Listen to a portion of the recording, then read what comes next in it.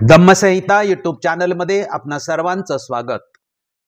संविधान प्रबोधन मालिकेच्या आजच्या 8व्या पुष्पाचा विषय भारताच्या लिखित संविधानाचे ब्रिटिश प्रारूप हा आहे।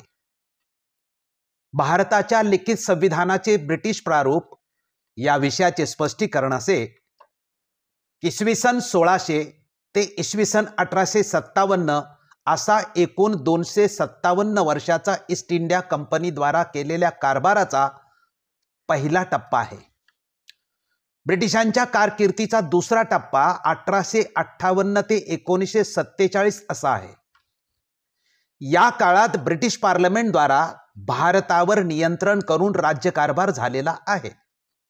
भारताच्या लिखित घटनेच्या प्रारंभीचा कायदा 1773 साली रेग्युलेटिंग ऍक्ट या नावाने बनविला होता। या कायद्याने संविधानात्मक ढाचा प्रस्थापित केला होता, त्याचा आपण अभ्यास केलेला आहे। तो ढाचा तसाच ठेवून त्यात ब्रिटिश संसदेने 1784, 1786, 1793, 1813, 1833 आणि 1853 साली परिस्थितीनुसार बदल केले होते आणि या बदलाला सनदी कायदे असे म्हटले होते। म्हणजे 1784 चा सनदी कायदा, 86 चा सनदी कायदा, 1793 चा सनदी कायदा, 1813 चा सनदी कायदा, 1833 चा सनदी कायदा आणि 1853 चा सनदी कायदा। दुसऱ्या टप्प्यात पहिला कायदा केला गेला त्याचे नाव म्हणजे दुसऱ्या टप्प्याच्या कायद्याचे नाव गव्हर्नमेंट ऑफ इंडिया ऍक्ट 1858 म्हणजेच भारत सरकार कायदा 1858 हा होय। या कायद्यातील व्यवस्थेच्या दुरुस्तीसाठी अथवा सुधारणांसाठी पुन्हा 1861, 1862 आणि 1909 अशा 3 वेळा इंडिया काउन्सिल ऍक्ट म्हणजेच भारत परिषद कायदे केले होते। ईस्ट इंडिया कंपनीच्या काळात 1773 चा रेग्युलेटिंग ऍक्ट हा कायदा संविधानात्मक ढाचा निर्मितीचा होता। तशाच प्रकारे दुसऱ्या टप्प्यातील 1858 चा कायदा हा भारताच्या संविधानात्मक ढाचा निर्मितीचाच आहे। म्हणूनच आपण या भागात 1858 चा कायदा आणि त्यात 1861, 1892 आणि 1909 सालचे सुधारणा करणारे 3 इंडिया काउन्सिल ऍक्ट म्हणजेच भारत परिषद कायदे याचा अभ्यास आपण या भागात करणार आहोत। स्पष्टीकरणाचे मुद्दे पुढील प्रमाणे आहेत। 1. 1858 च्या जाहीरनाम्याची घोषणा। 2. 1858 चा भारत सरकार कायदा मंजूर। 3. भारत परिषद। 4. 1861 चा पहिला भारतीय परिषद कायदा। 5. 1892 चा दुसरा भारतीय परिषद कायदा आणि 6. 1909 चा तिसरा भारत परिषद कायदा। या मुद्द्यांद्वारे विषय आपण येथे स्पष्ट करणार आहोत। स्पष्टीकरणाचा पहिला मुद्दा 1858 च्या जाहीरनाम्याची घोषणा हा आहे आणि याचे स्पष्टीकरण असे की 1857 च्या उठावाच्या पार्श्वभूमीवर ईस्ट इंडिया कंपनीच्या नियंत्रणातील कारभार काढून घेऊन ब्रिटिशांनी राज्यकारभाराची संपूर्ण घडीच बदलून टाकली। 1858 साली व्हिक्टोरिया राणीला भारताची सम्राज्ञी घोषित करून संपूर्ण भारतीय भूप्रदेश ब्रिटिश शासनाच्या नियंत्रणाखाली आणला गेला। त्या सालीच राणीचा सुप्रसिद्ध जाहीरनामा घोषित करण्यात आला, ज्यात एका बाजूला 1857 च्या उठावाच्या कारणांचे निराकरण करण्याचा प्रयत्न तर दुसऱ्या बाजूला नव्या शासकीय व्यवस्थेचा आराखडाही मांडण्यात आला। संविधान तज्ञ रोहित डे यांनी अधोरेखित केले की भारतीयांनी या जाहीरनाम्यात बऱ्याचदा याला मॅग्ना कार्टा म्हणजेच त्यांच्या हक्काची सनद संबोधले आहे। भारतावर ब्रिटिश राजपदाची थेट सत्ता प्रस्थापित झाल्यावर वसाहतवादी सत्तेने हाती घेतलेला प्रत्येक नवा संविधानिक पुढाकार हा राष्ट्रीय चळवळीने आधीच्या सुधारणांवर केलेल्या टीकेला काही अंशी दिलेला प्रतिसाद होता। स्पष्टीकरणाचा दुसरा मुद्दा 1858 चा भारत सरकार कायदा हा आहे आणि याचे स्पष्टीकरण असे की 1857 चे शिपायांचे बंड किंवा उठाव जरी फसला होता तरी ब्रिटिशांच्या पुढे भारतावर नियंत्रण ठेवण्याचे मोठे आव्हान निर्माण झालेच होते। या आव्हानाला सामोरे जाण्यासाठी म्हणजे भारतीयांना आपल्या ताब्यात ठेवण्याच्या दृष्टीने 2 ऑगस्ट 1858 रोजी ब्रिटिश संसदेने जो कायदा मंजूर केला, त्या कायद्याद्वारे कंपनी कारभाराचा शेवट करण्यात आला आणि राणीच्या हाती म्हणजेच ब्रिटिश विधिमंडळाकडे राज्यकारभाराचे अधिकार सोपवण्यात आले.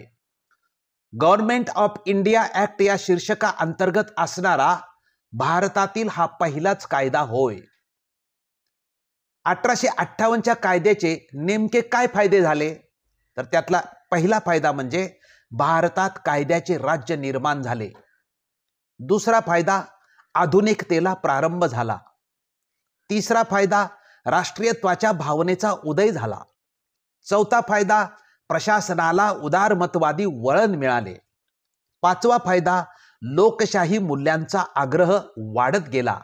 अशा प्रकारे 1858च्या कायद्याने भारतीय समाजात काही गोष्टी नव्यानेच लागू करण्यात आल्या आणि त्यातून भारतीय राष्ट्रवाद वाढीस लागला. 1858 साली प्रथमच ब्रिटिश राजपदाने कंपनीची सत्ता काढून घेऊन भारतावर आपले सार्वभौमत्व प्रस्थापित केले. त्यासाठी ब्रिटिश संसदेने प्रथमच भारत सरकार कायदा म्हणजेच गव्हर्नमेंट ऑफ इंडिया ऍक्ट हा पारित केला.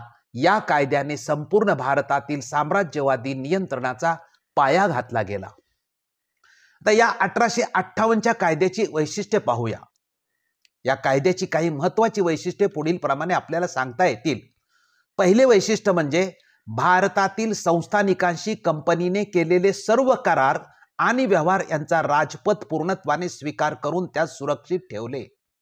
संस्थानिकांचे हक्क, प्रतिष्ठा आणि सन्मान यांचे संरक्षण केले जाईल अशी ही तरतूद करण्यात आली. दुसरे वैशिष्ट्य म्हणजे कंपनीचे नियंत्रण मंडळ, बोर्ड ऑफ कंट्रोल आणि संचालक मंडळ म्हणजे कोर्ट ऑफ डायरेक्टर्स बरखास्त करून शासनाची द्विदल व्यवस्था नष्ट करण्यात आली आणि त्यांचे अधिकार भारत सचिव म्हणजेच secretary of state for India आणि त्याच्या भारत परिषदेकडे म्हणजेच इंडिया कौन्सिलकडे हस्तांतरित करण्यात आले. तिसरे वैशिष्ट्य म्हणजे भारत सचिवास सहाय्य करण्यासाठी या कायद्याने 15 सदस्यांच्या भारत परिषदेचीच म्हणजेच इंडिया कौन्सिलची स्थापना केली, ज्यात 7 सदस्य निर्वाचित तर उर्वरित 8 सदस्य राजपदाद्वारे नियुक्त केले जातील. या भारत परिषदेचे अध्यक्षपद भारत सचिवाकडे सोपवण्यात आले.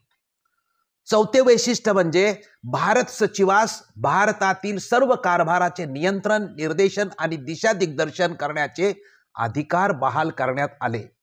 भारतातील राज्यकारभार, महसूल, कोणतेही धोरण वा अन्य कोणत्याही विषयाबाबत भारत सचिवाचा आदेश अंतिम मानला जाईल. पाचवे वैशिष्ट्य म्हणजे या कायद्याद्वारे गव्हर्नर जनरलचे पदनाम बदलून म्हणजेच गव्हर्नरच्या जागेवरती व्हाईसराय करण्यात आले आणि लॉर्ड कॅनिंग भारताचे पहिले व्हाईसराय बनले.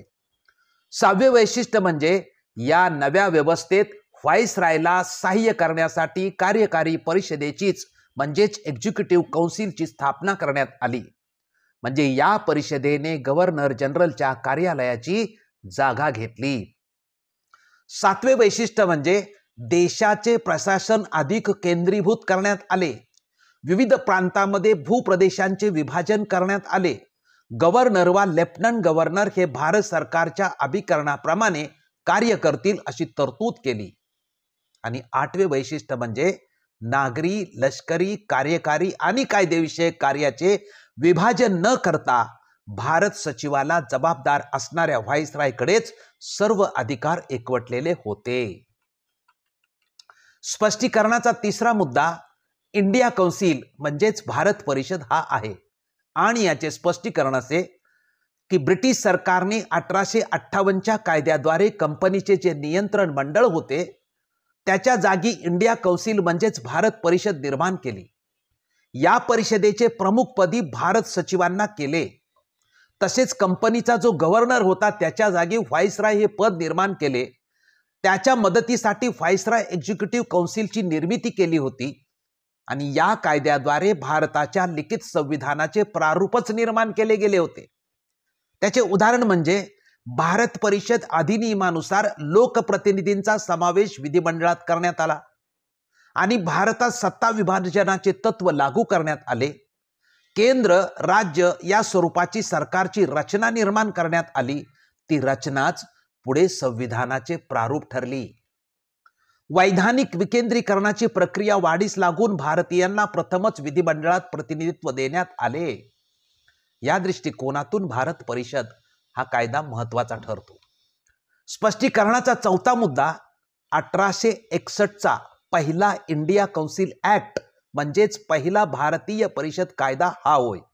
आणि याचे स्पष्टीकरण असे की भारताची सत्ता अधिग्रहित केल्यानंतर 3 वर्षातच ब्रिटिश संसदेला प्रशासकीय व्यवस्थेत फेरबदल करण्याची आवश्यकता वाटली, म्हणजे 1858च्या कायद्यामध्ये.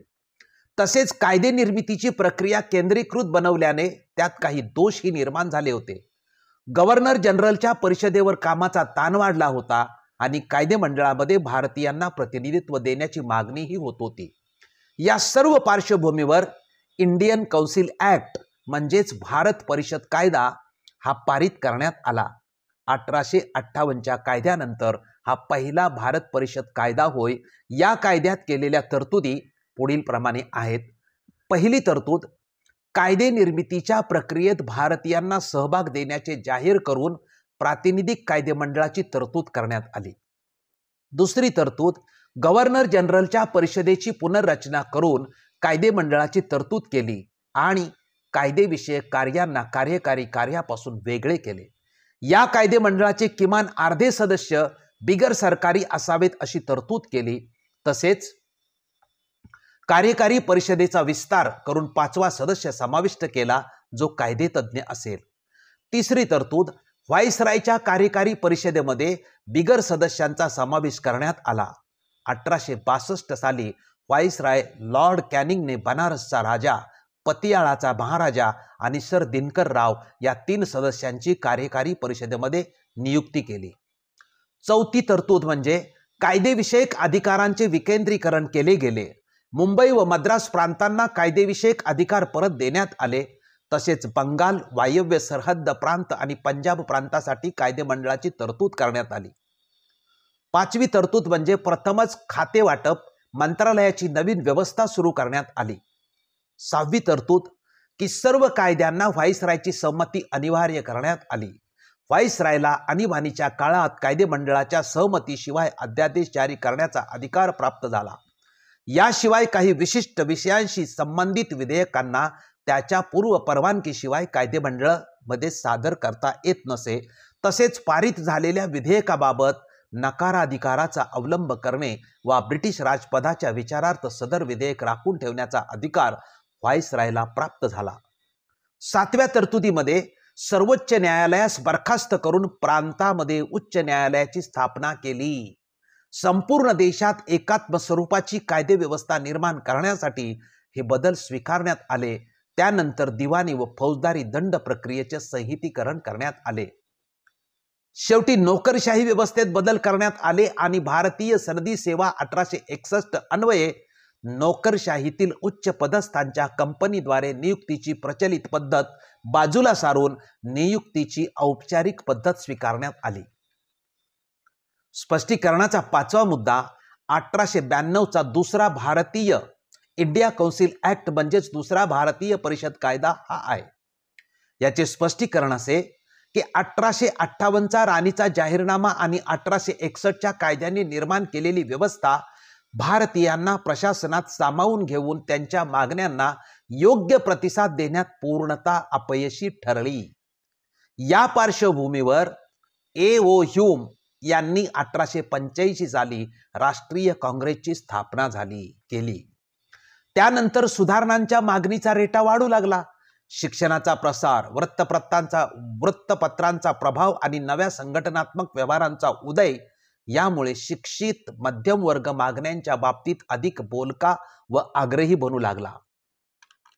1892च्या कायद्याची ही पूर्वपीठिका होती. या कायद्यातील महत्त्वाच्या तरतुदी पुढील प्रमाणे आहेत. पहिली तरतूद, कायदे करण्याची अधिसत्ता असलेली विधिमंडळे स्थापन करणे व त्यांना अधिकार बहाल करणे. यासंबंधी हा कायदा विशेष उल्लेखनीय म्हणून ओळखला जातो. प्रतिनिधित्वांच्या तत्वांचा अंगीकार करण्यात आला. दुसरी तरतूद, केंद्रीय कायदे मंडळामध्ये बिगर सरकारी सदस्य संख्येत वाढ करण्यात आली. ही वाढीव सदस्य संख्या किमान 10 व कमाल 16 असावी अशी मर्यादा घालण्यात आली. तिसरी तरतूद, कायदे मंडळातील एकूण सदस्य संख्या 2/5 सदस्य हे बिगर सरकारी म्हणजेच नॉन ऑफिशियल सदस्य असावेत. त्यांच्यापैकी काही नियुक्त केले जातील तर काही निर्वाचित असतील. चौथी तरतूद, कायदे मंडळाला अंदाजपत्रकावर चर्चा करण्याचा आणि कार्यकारी मंडळास सार्वजनिक महत्त्वाच्या विषयावर प्रश्न विचारण्याचा अधिकार प्राप्त झाला. पाचवी तरतूद, मर्यादित स्वरूपात निवडणुकीचे तत्व स्वीकारले. केंद्रीय कायदे मंडळावर 5 सदस्यांसाठी तर प्रांतांमध्ये नगरपालिका, जिल्हा मंडळे, विद्यापीठे आणि चेंबर ऑफ कॉमर्स यांच्यासाठी निवडणुकांचे तत्व स्वीकारण्यात आले. सहावी तरतूद, भारतीय नेत्यांना आपली मते आणि गाऱ्हाणे मांडण्याची संधी मिळाली. स्पष्टीकरणाचा 6वा मुद्दा म्हणजे 1909चा तिसरा इंडिया कौन्सिल ऍक्ट म्हणजेच तिसरा भारतीय परिषद कायदा हा आहे. आणि याचे स्पष्टीकरण असे की देशाच्या कारभारात भारतीय लोकांना अधिकाधिक व परिणामकारक प्रतिनिधित्व मिळावे म्हणून काँग्रेसने आपली मोहीम जोमाने सुरू केली होती. दुष्काळ आणि प्लेगमुळे निर्माण झालेल्या आर्थिक दुरावस्थेमुळे तसेच मावळांचा शासनावर अपेक्षित प्रभाव पडत नसल्यामुळे राष्ट्रीय काँग्रेसमध्ये जहालांचे प्राबल्य वाढत होते.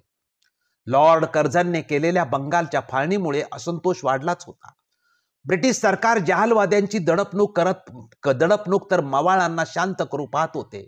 आणि या पार्श्वभूमीवर 1909च्या भारतीय काउन्सिल कायद्याद्वारे मोर्ले मिंटो घटनात्मक सुधारणा अंमलात आल्या. भारत मंत्री लॉर्ड मोर्ले आणि गव्हर्नर जनरल लॉर्ड मिंटो यांची प्रमुख भूमिका असलेल्या या कायद्यातून हिंदी जनतेतील ब्रिटिश राजवटी विरोधातील असंतोष शमविण्यासाठी त्यांना राजकीय हक्क देण्याचे ठरले. त्यानुसार पावले उचलली गेली. कोणती पावले उचलली गेली तर 1. केंद्रीय मंत्रिमंडळाचा विस्तार, 2. प्रांतिक कायदेमंडळाचा विस्तार, 3. कायदेमंडळाच्या अधिकार क्षेत्रात वाढ, 4. निवडणूक पद्धतीची सुरुवात करण्यात आली. या कायद्यामुळे भारतीयांना संसदीय लोकशाहीचे प्राथमिक शिक्षण प्राप्त होऊ लागले. 1909च्या कायद्यापूर्वी नामनिर्देशनाची पद्धत होती. मात्र या कायद्याने प्रथमच अप्रत्यक्ष निवडणुकीच्या तत्वास मान्यता दिली. केंद्रीय कायदे मंडळासाठी अतिरिक्त सदस्यांची म्हणजेच पदसिद्ध सदस्य सोडून संख्या 16 वरून 60 करण्यात आली. आता कायदे मंडळावर एकूण 69 सदस्य संख्या झाली, ज्यात 37 शासकीय सदस्य आणि 32 गैरशासकीय सदस्य होते. सरकारी सदस्यांमध्ये गव्हर्नर जनरल, त्याच्या परिषदेतील 7 सदस्य आणि 1 असाधारण सदस्य असे एकूण 9 सदस्य पदसिद्ध होते. उरलेले 28 सदस्य गव्हर्नर जनरल द्वारा नामनिर्देशित केले जात. 32 गैर सरकारी सदस्यापैकी 5 सदस्य गव्हर्नर जनरल कडून नामांकित केले जात आणि उरलेले 27 सदस्य निवडले जात. या निवडून आलेल्या सदस्याबद्दल असे म्हटले गेले की प्रादेशिक अथवा क्षेत्रीय प्रतिनिधित्व भारतासाठी उपयुक्त नाही. त्यामुळे संपूर्ण देशभरातील विविध वर्गांना आणि विशेष हितसंबंधांना म्हणजेच जमातीय प्रतिनिधित्व मिळायला हवे. त्यामुळे या 27 सदस्यापैकी 13 सदस्य साधारण मतदारसंघातून निवडले जावेत अशी तरतूद केली. अशा रीतीने या कायद्याद्वारे प्रांतीय कायदे मंडळाकरिता व्यावसायिक वर्ग, जमीनधारक आणि युरोपीय व भारतीय व्यापारी समुदाय तसेच ब्रिटिश अधिकारी या विभिन्न घटकांच्या प्रतिनिधित्वाची तरतूद पुरवण्यात आली. याशिवाय मुस्लिम ही 4थी वर्गवारी नमूद करण्यात आली. प्रथमच कायदे मंडळामध्ये धर्माच्या आधारावर जागा आरक्षित करण्यात आल्या, म्हणजे जमातीय प्रतिनिधित्वाची म्हणजेच कम्युनल रिप्रेझेंटेशनची सुरुवात केली. प्रांतामधील विधिमंडळाची सदस्य संख्या प्रत्येकी 50 पर्यंत वाढवण्यात आली, तर आसाम, बर्मा आणि पंजाब येथील विधिमंडळाची सदस्य संख्या प्रत्येकी 30 करण्यात आली. या कायद्याद्वारे बिगर सरकारी सदस्याकरिता पहिल्यांदाच अप्रत्यक्ष निवडणुकीचे तत्व अवलंबण्यात आले. कायदे मंडळाचे कार्याचा विस्तार करता केंद्रीय तसेच प्रांतीय कायदे मंडळाच्या कार्याचाही विस्तार करण्यात आला. आता सदस्यांना ठराव मांडून प्रशासनाचे धोरण, अर्थसंकल्प आणि सार्वजनिक हिताच्या कोणत्याही विषयावर चर्चा करण्याचा व पूरक प्रश्न विचारण्याचा अधिकार देण्यात आला. तथापि त्यांना सशस्त्र दल, परराष्ट्र व्यवहार आणि भारतीय राज्याबाबत चर्चा करण्याची अनुमती नव्हती. सदस्यांना मतदानाचा अधिकार मिळाला नसला तरी ते स्थानिक मंडळासाठी निधीची मागणी करू शकत होते. तसेच करात बदल, नवे कर्ज इत्यादीसाठी ठराव मांडू शकत होते. आर्थिक विवरण कायदेमंडळापुढे ठेवण्यापूर्वी अशा समितीबरोबर ठेवले जात होते, ज्यात गैरसरकारी व सूचित सदस्यांची संख्या अर्धी असे. सारांश: भारताच्या लिखित संविधानाचे पहिले ब्रिटिश प्रारूप या विषयातील सर्व मुद्द्यांचा सारांश असा की 1858चा भारत सरकार कायदा हा भारताच्या संविधानात्मक ढाचा निर्मितीचाच भाग आहे.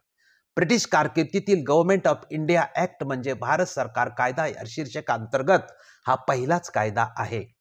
आम्ही भारताच्या लिखित संविधानाचे पहिले ब्रिटिश प्रारूप या विषयाची जी माहिती दिली ती आपण लक्षपूर्वक ऐकली व पाहिली, त्याबद्दल आपणा सर्वांचे मनपूर्वक आभार मानतो.